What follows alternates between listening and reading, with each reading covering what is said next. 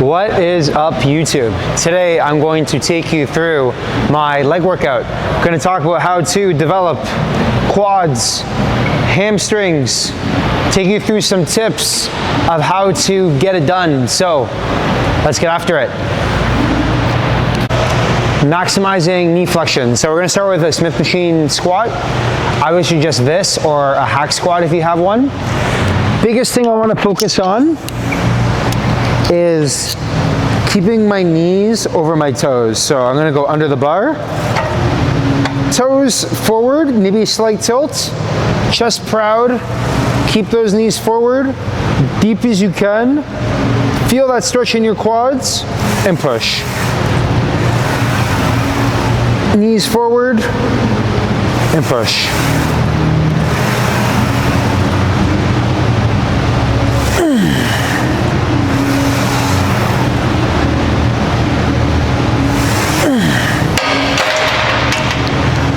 What you're gonna notice is doing it in that kind of technique, you're probably not gonna lift as heavy as you might have before. Like personally, I used to train pretty heavy with a back squat. I would squat low bar. So I would squat like 400 pounds for reps. Now with this, I just do 2 plates and I get way more benefit from that. So it's not about how much you lift, it's how you're moving it, especially if you're looking at maximizing muscle growth. Okay, let's do some working sets. 2 sets here, around 8 to 10 reps.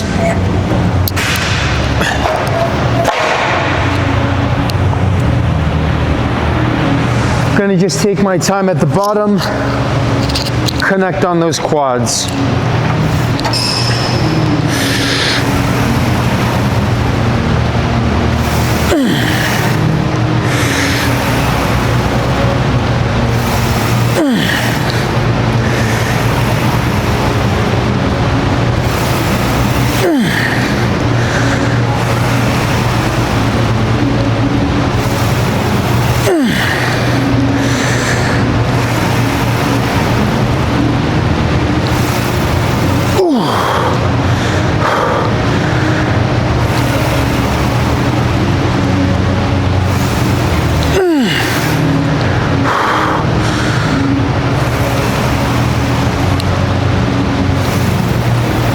One more.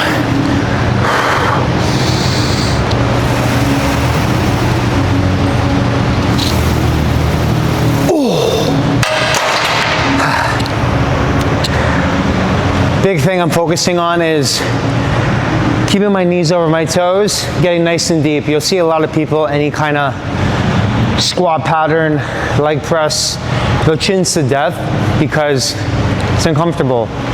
But if you really want to maximize leg development, it's about getting as low as possible and hanging out in that position, feeling tension in the quads. I'll do one more set.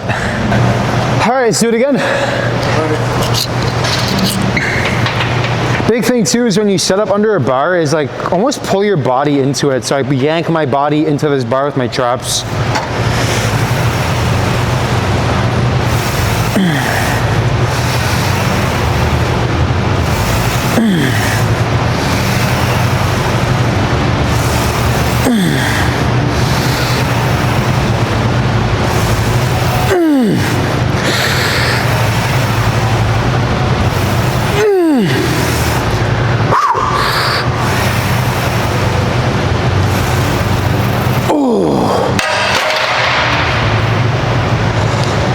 Big thing too is quads are like the bicep for the legs. People want to like hammer quads because they look cool, but definitely you want to work your hamstrings too, because a lot of people will not have hamstring growth and development, and it's paramount for people to have like back pain, glute issues, because you want to work those posterior muscles just as much as your anterior.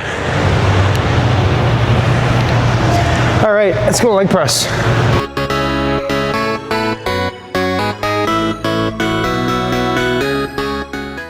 Next up, we're gonna do the leg press. So another kind of squat pattern to really maximize the quads. I'm gonna use this yoga block to help me create more flexion. I find these seats, they're not steep enough. So what you do is you put the block here, so that way you can wedge. So when I come into it, I'm gonna be able to lean back more, so now I'm on a more of a recline, where if I don't have it, I'm more forward. So the big thing with this little trick is it's gonna let me slide down more so I can get more knee flexion. So when I get into it, I'll put my feet shoulder width apart, same position as a squat, push up. I'm gonna push into the handles, chest proud.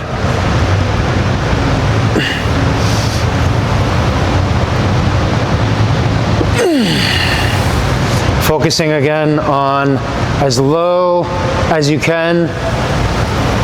Getting that knee flexion.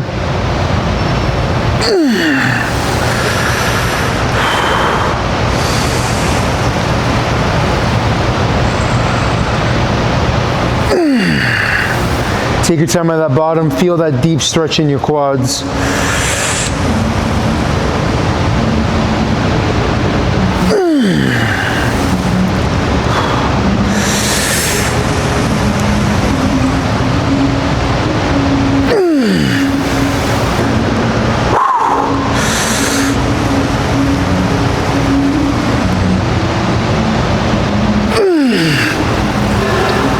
One more.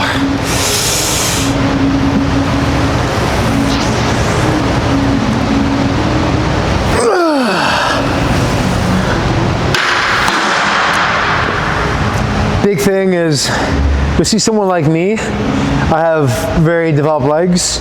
I'm only doing 3 plates. You get a lot of people doing like 8 plates or doing this like 2-inch rep garbage. Especially if you want to build muscle, it's not about just how much you move, it's how you're doing it. Like technique is the most paramount. You want to get the most out of the least, and that's going to help you develop and grow the muscle. And that way you get a better connection of what you're working. If I have 3 more plates aside, I'm just going to move it sporadically and use my joints, where here I'm connecting on my muscle more. Big thing too, and like personally for me, my ankle mobility isn't the best, so like I'll tell this to people. If your heels lift a little, it's okay. As long as you get no pain in your knees, a little bit of that flexion is fine, because you're gonna get better at it over time. The more you get your body in that deep position, neurologically you're waking it up.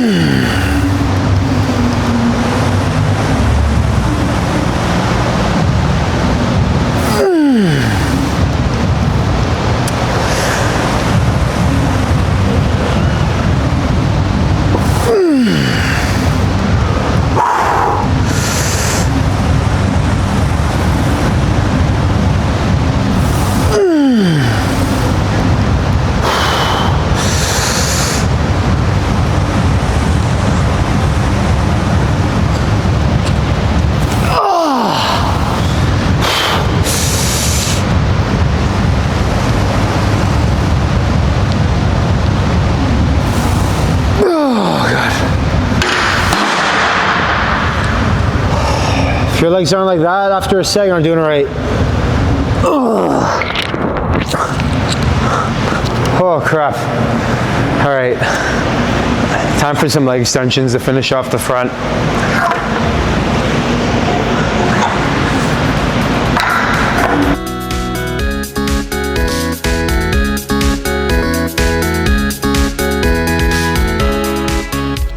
So we're going to finish off quads with leg extensions. I like to do single leg because I do find with these kind of things you can compensate on one. So we'll do one leg at a time, around 8 to 12. So what I'm going to think of is put them both in, and lean back, lock in my ankle into the pad, focus on that peak contraction.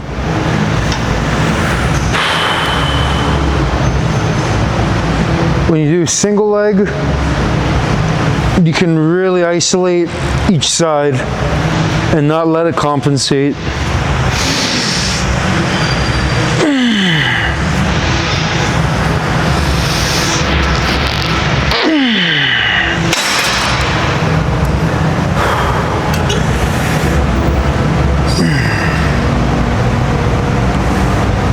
Big thing is getting that control, big contraction at the top.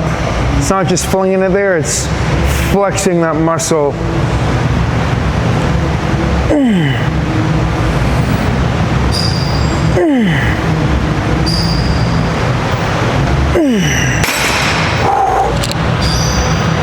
If you have trouble connecting on a muscle, I do recommend doing one side at a time. That way you can focus on the mind to muscle connection. Or if I do both, one is gonna inherently take over the other. I would say even for this exercise, if you're doing like 2 or 3 sets, because this one is the only exercise that targets all 4 parts of the quad, maybe add an extra set. So I'll do 3. And it's not as fatiguing as squatting.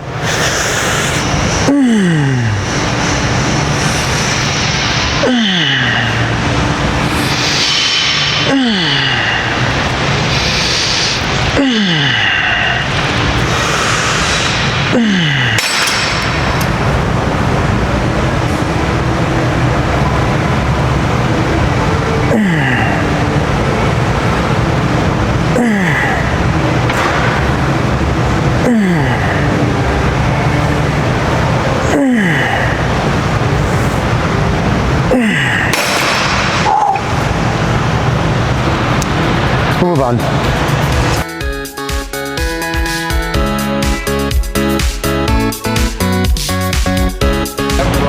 Okay, now that we finish off quads, we're gonna go to hamstring. We can either start with a hip hinge or a leg curl. Today we'll start with the leg curl. We'll do the lay down variation. Seated and lay down are both good, but I wanna do the lay down today just because I wanna think of maximizing that stretch and contraction on here, keeping those hips pinned, lifting with the hamstrings. So I'm gonna have my knees hanging off. Gonna kind of belly flop here. Hips are pinned, chest up a little so I'm more neutral. I'm gonna drive my heels to my butt. Squeeze, full stretch. Thinking of hips pinned.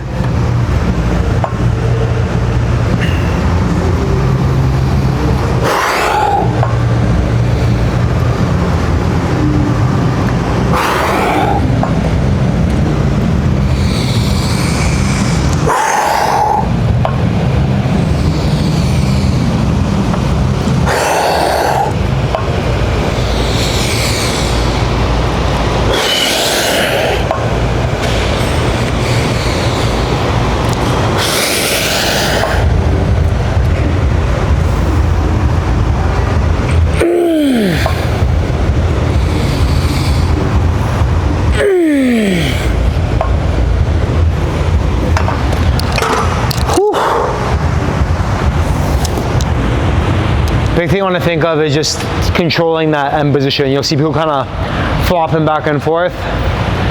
Maximizing that stretch and squeeze is going to really push the hamstring growth.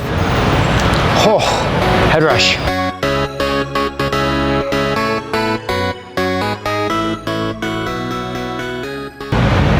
We're going to finish off the workout in hamstrings with some Romanian deadlifts.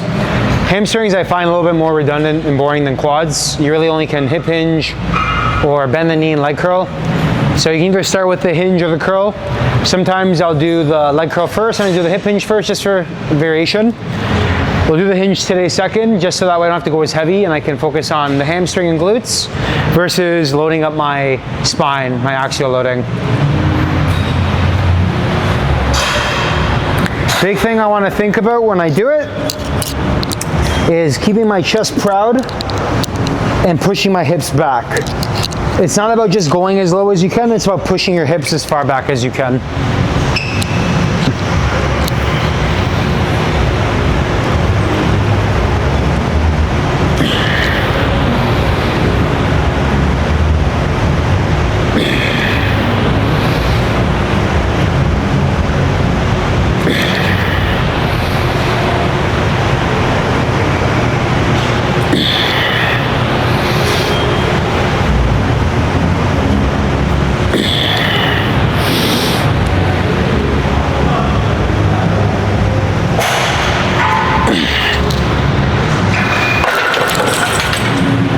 if you hip hinge correctly too, you will work your erectors, which are the middle part of your back.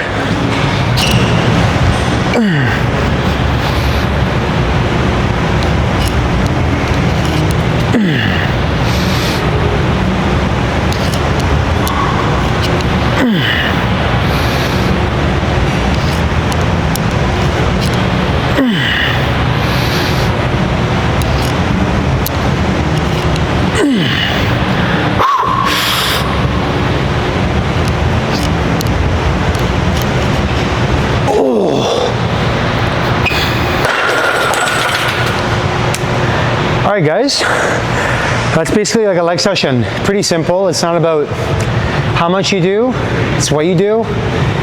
Take each set close to failure and push it. Focus on execution, proper form, have fun with it. So like, subscribe, comment for what you want to see next, and until next time, I'm out.